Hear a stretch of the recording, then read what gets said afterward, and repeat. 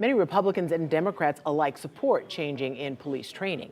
We wanted to get a better idea of what law enforcement education looks like. So a company based right here in Central Florida provides racial intelligence training to police agencies across the country.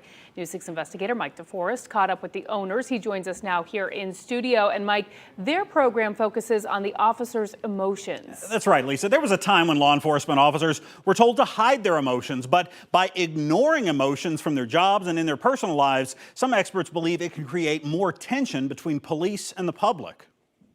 Shortly after a Ferguson, Missouri police officer shot and killed unarmed teenager Michael Brown in 2014, Linda Webb began examining other officers accused of using excessive force. Each and every single time, if you go back and look at the tapes, you'll see that police officers' emotions were very, very heightened, almost to the point of anger. Webb, a former police officer, teamed up with Randy Friedman, whose background is in athletic and corporate training. Together, they formed Right Academy, RITE, which stands for Racial Intelligence Training and Engagement. They say their program is much different than the diversity training officers typically received.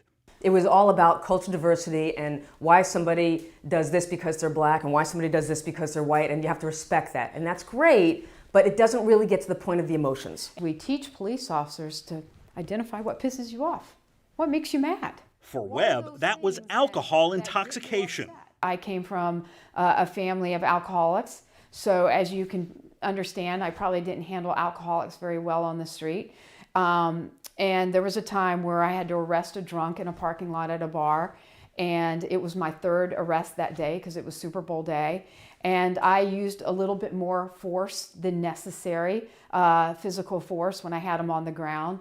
And my police partner actually had to say, "Hey, Linda, he tapped me out." The instructors use this ladder diagram to help officers understand what emotions they're feeling before they respond to a call. The lower they are on the ladder, the more likely the encounter will be negative, says Friedman, who encourages officers to take a breath and slow down the call. We teach taking a breath. It's not 2 minutes. It's not even a minute. It's literally before you jump out of your patrol car and do something you're going to regret, just take a breath and then re-engage. A few Central Florida police agencies have participated in Right Academy, including the Leesburg Police Department and the Lake County Sheriff's Office. A Sheriff's Office representative who helps provide some of that training says it has helped his officers talk about their emotions, and he points out that their use of force complaints have declined since that training began. Ladies.